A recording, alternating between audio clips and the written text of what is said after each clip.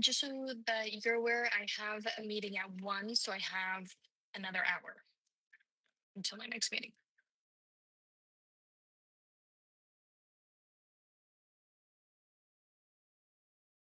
Okay. Perfect. Okay. Awesome. Is it okay if I share my screen?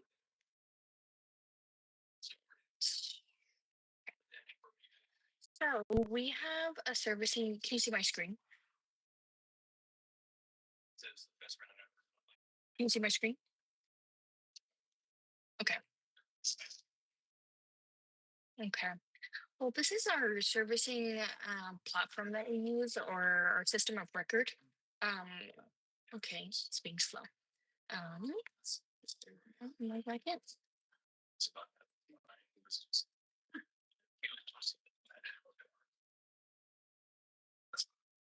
With default, right here we have our queues, the amount of our pre-delinquents, 30 days, 60 days, 90 days.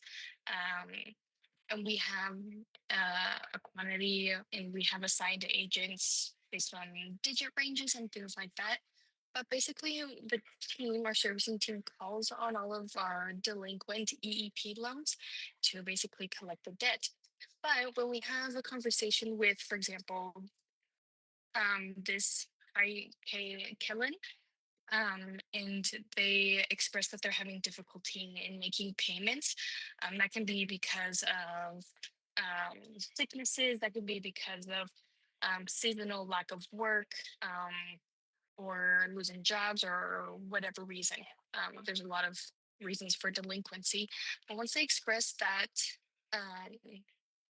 that they're having difficulty to make their payments, that is when we let them know what their options are. And in the EP program, we don't have a lot of options.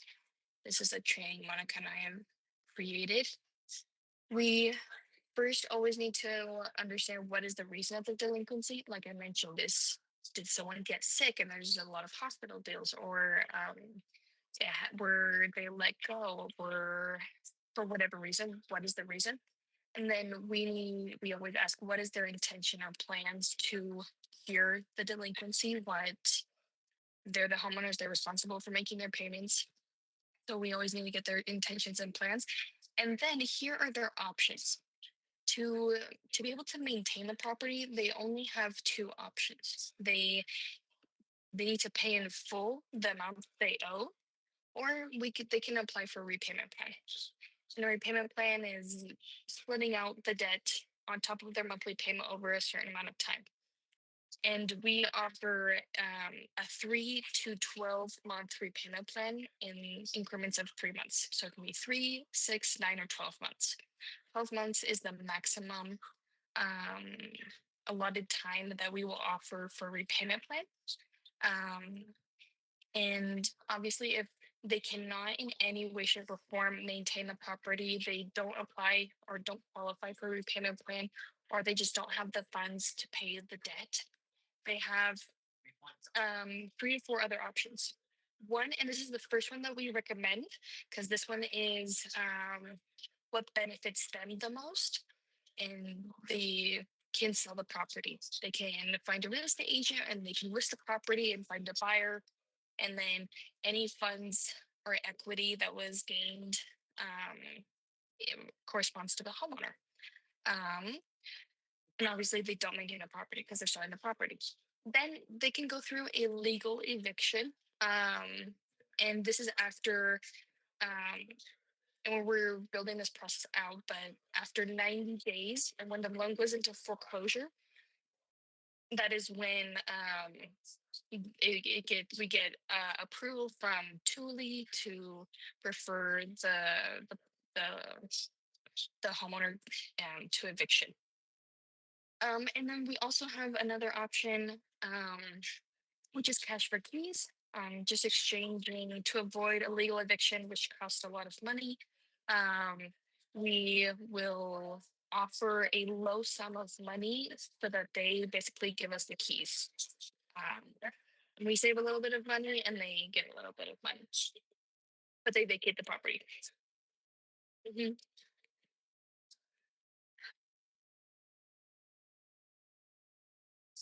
It depends. It depends. If they've been in the property for several years, they've made payments towards their principal balance. Um, Also depends on the value of the property. If it's gone up in several years or down, they can the company can lose a little bit or gain a little bit. It depends on the property.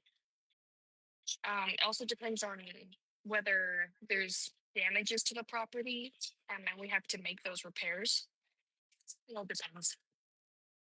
Um, and then lastly, we also have, and this is kind of like a last resort, is a voluntary surrender. For example, we had several clients who unfortunately were deported, and they had to voluntarily surrender the property, which means that, um, and well, it's very self-explanatory. They're giving us back the property. They signed an agreement, they have it notarized, saying that they agree to lose all equity that they've earned in the property, unfortunately. Um, and they just give it back to us. And then as that case, um, Truly River, us as a company would see if we want to rent that property out as a rental, normal rental, or if we would like to sell it. Um, and so these are their 4 to 5 options when they have difficulty to make payments. Um, yeah, yes.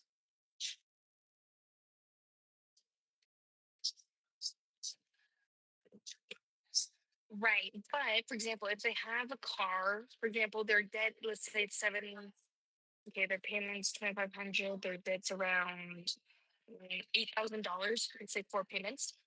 Um, and they have a car and the car sells for 10,000, they can sell something, they can try um like for example, we had a client who looked for help within a church that they were members of, and the church helped out with funds. Um, Usually, when people get behind on payments, the hard part is getting caught up. And maybe they can continue making payments going forward, but they just can't get caught up on the debt that they had or the delinquency that they have. Um, and they're just like they're a rolling 4 payments behind. Um, so that's all. Mhm. No, it wasn't. It was actually, I think, a Lutheran church. I think.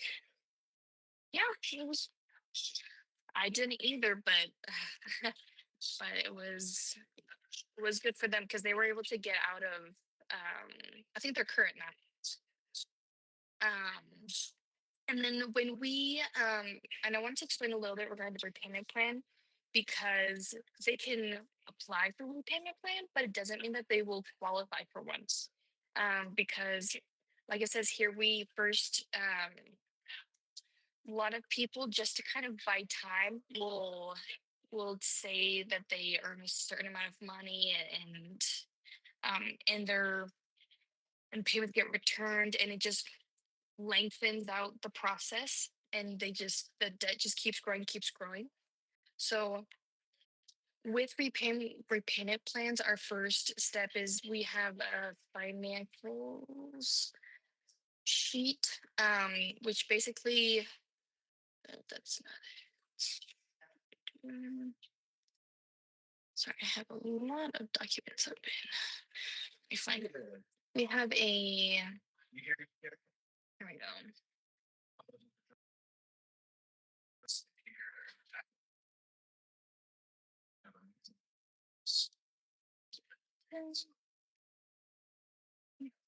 We have a very basic document, or it's a spreadsheet, and we fill all this information out. We put down the reason for their default and hardship, their employer's name and address, their job title, and then we ask all of this information regarding their income, the gross and net, if they get any bonuses, tips, commissions, if they receive child or spousal support, or if they rent any apartments, houses, cars, any type of rental income.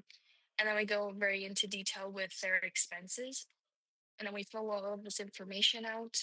Also, we do fill out their assets And this is where, for example, if they had any vehicles that they could potentially sell, if they have any retirement, any assets. And then basically here have a very simple formula, and it shows whether they have a surplus or or if they are in the negative. Um, and then once we have this document and we analyze that yes, they have a surplus, then we also need their written financials, which are bank statements, pay stubs, loss and profit if they are an owner,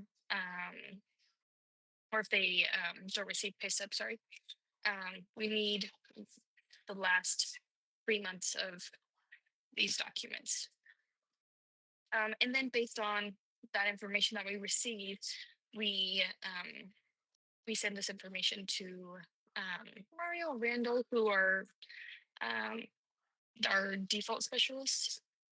Um, and then they analyze whether how many months we can offer them. So we don't want to give, if they can afford a 6 month repayment plan, we don't want to give them a 12 months um, if they can't afford it. Yeah.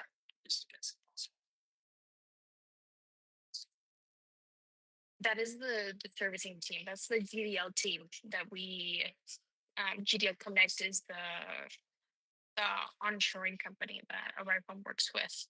Um, yes, basically. And we talk with, we go through all of this with them, and we the issue here is that a lot of the time people don't feel pressure to make payments because their credit is not affected, because technically title's not in their names. um, but for example, with eviction, it's a legal process, so that's the only, when you mention eviction where they're like, okay, yeah, I have to do something. um, but yeah, repayment plan, we if they can't qualify for repayment plan, their only options is to sell, eviction, cash for keys, or voluntary surrenders. Or if they, for whatever reason, sell a car, receive burr or money from a third entity, they could pay in full. Um, yes, I send it to you. We have a direct servicing number. I send it to you. This is our,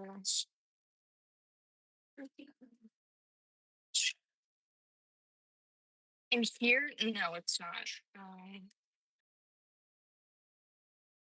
Yeah, I just sent it. It's our main servicing direct number, and then our basically servicing our customer service email.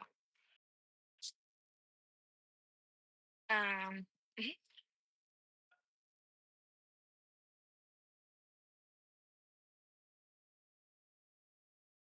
uh,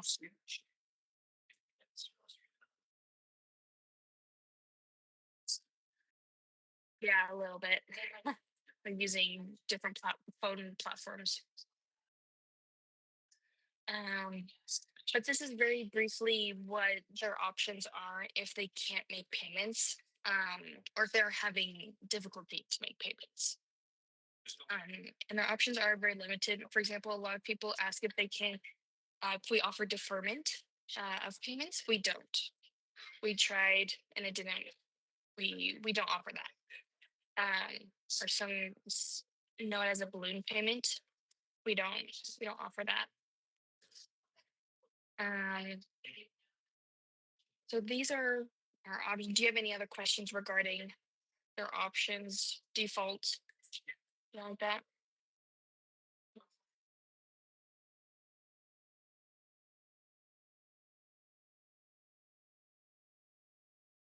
Mhm.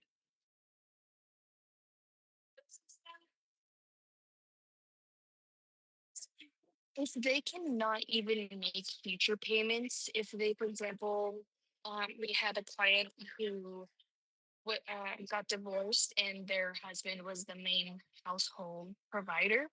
and she couldn't make payments on her own. In that case, in personally, it would benefit them most to sell the property, to try to sell it um, higher than it's higher than their EEP loan payoff amount, so that they can have some profit after selling. But they do have to find a buyer, obviously. Also, selling the Mhm.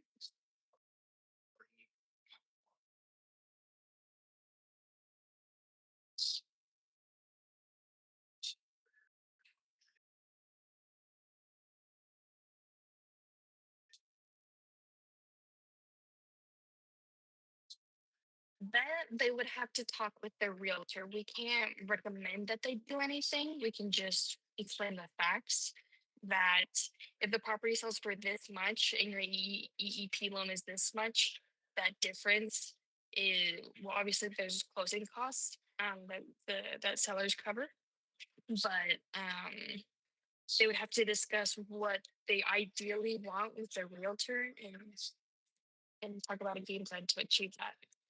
Um, but we would recommend them to sell, because every other option they are out of the situation with absolutely nothing.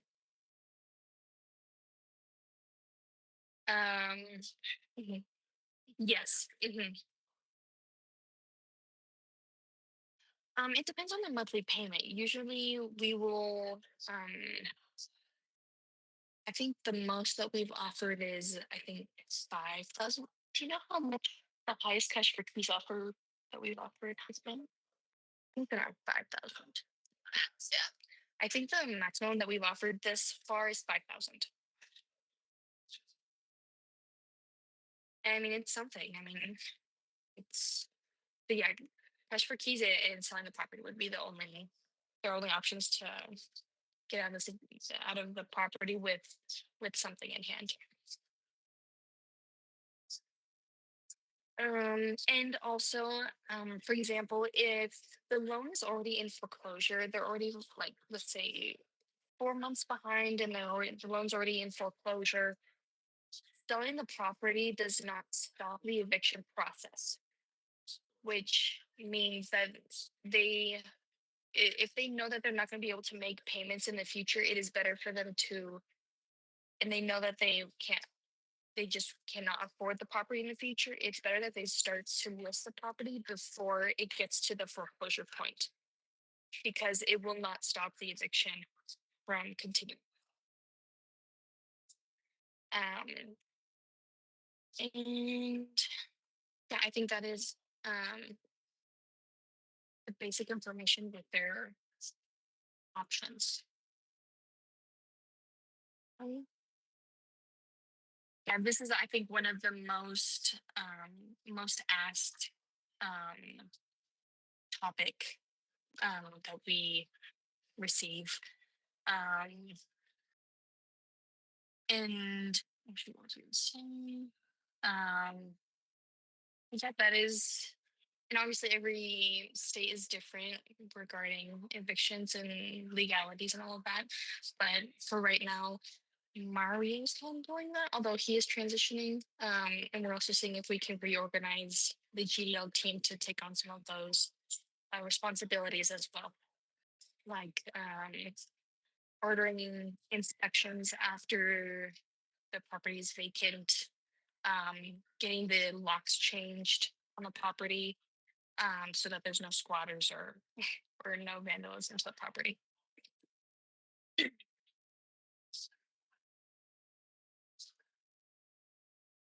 Okay. Um, There is also one other, if we have time, I want to talk really quickly about escrow and payment changes. Um, because a lot of our clients, since they are a first time homeowner, they don't even know what the word escrow means. And they don't understand that essentially how the program works, that the cost of the FHA loan they're covering plus a program maintenance fee. Um, and so a lot of them think that their payment is going to be the same amount for the full 40 years, which obviously is not correct, and that they don't understand that escrow changes year to year, or not every year, but it does change. Um, so I think the part of just, yes, let me show you an example of one.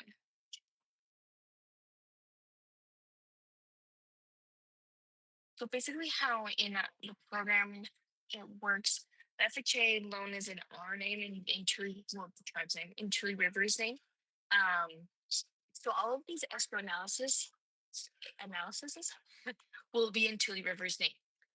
And we have FHA servicers that are in charge of doing analysis uh, on a yearly. What are these are here. Here we go. That complete these escrow analysis to see what, if there's any shortages in their escrow account or if there's any surpluses. And they basically analyze what the escrow payment monthly should be. And it's always into your reverse name. But any changes that there are to taxes or insurance reflects on the homeowner's payment only when an escrow analysis is completed.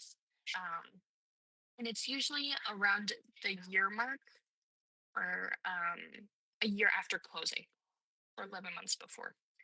Um, and so in this document, the only portion that we can share with our homeowners are the anticipated escrow activity and the account history. Now, anything regarding the FHA payment, we are not authorized to share that with our homeowners because it's in our name. But basically, any changes to their escrow payments or to the FHA escrow payment is reflected on their payment as well. Um, we in Homebase, we have, and Monica's worked with Trevor to automate the payment change process, but we send payment change letters to Johnson. We send payment change letters out to the actual property address, and it has a breakdown of their P&I, taxes and insurance, mortgage insurance, their homeowners association, and a program maintenance fee. And it shows that increase, and it shows them their effective date. And it has a little, this is the portion of their home ownership agreement that shows that sorry, it talks about the payment change and the taxes and insurance, that if it does change, that it'll show up in their payment, or it'll reflect there. And this also does have our servicing number. This is an older one, but this is now says servicing at Tule River, and it also comes in Spanish, so that if they only speak Spanish, well, they also have that visibility. And then also, if they do have a surplus, they will receive an escrow. How it works is that our FHA servicer will send to the river the surplus check, and then we issue that check to the homeowners directly and send it to their property address. But this is sent out 15 days before their effective date. So this was sent out by the 15th of June of last year. And I think that is the RESPA, or the required amount of time, 15 days.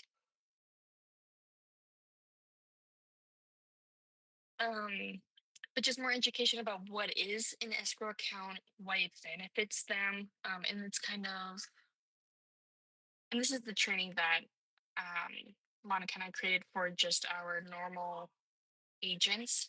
But I think this information would be really, really, really helpful of just what is an escrow analysis or an escrow account and how they're determined, what's a shortage, is there a required minimum balance and the benefits and a surplus. I think this would be really great information for them to have so that when taxes increase or their insurance policy increase or decreases, they're not surprised. Yeah, of course. Share with you.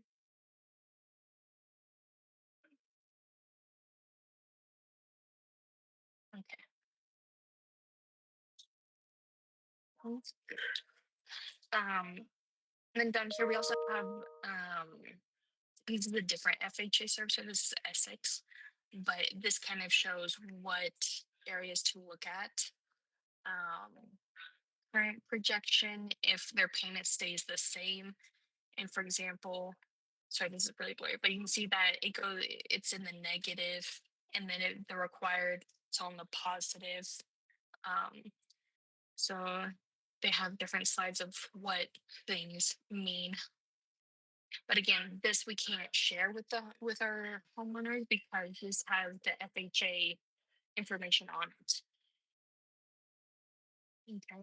But yeah, that's I want to say a pain point, but it's an area where there's a lot of growth with our homeowners in learning this information.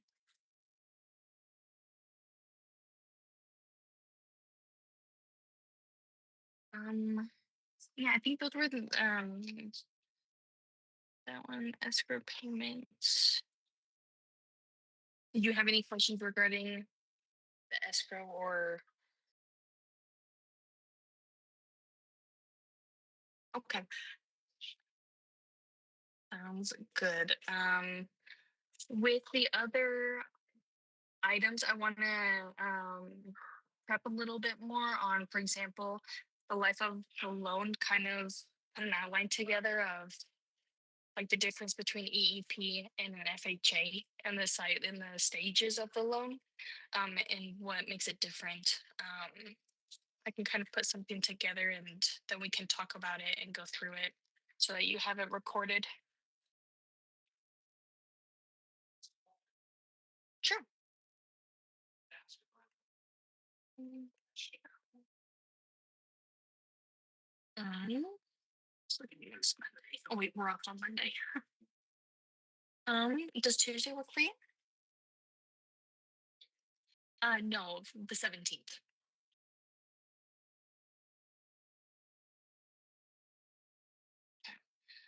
Is there a specific time that works best for you?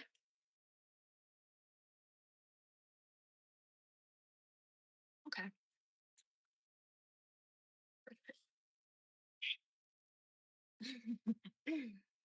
um, so does one work for you? Well, yeah, does one work for you? Yes.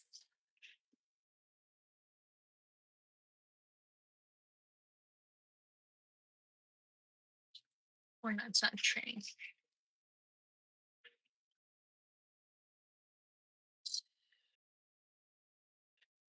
Okay. Sounds good. Perfect. Okay.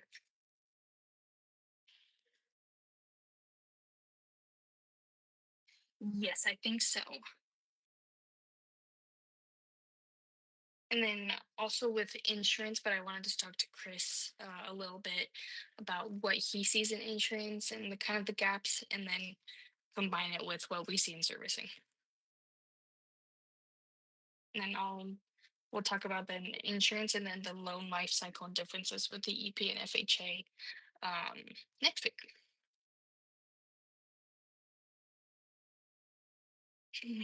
You too. All right. See you next weekend. Thank you.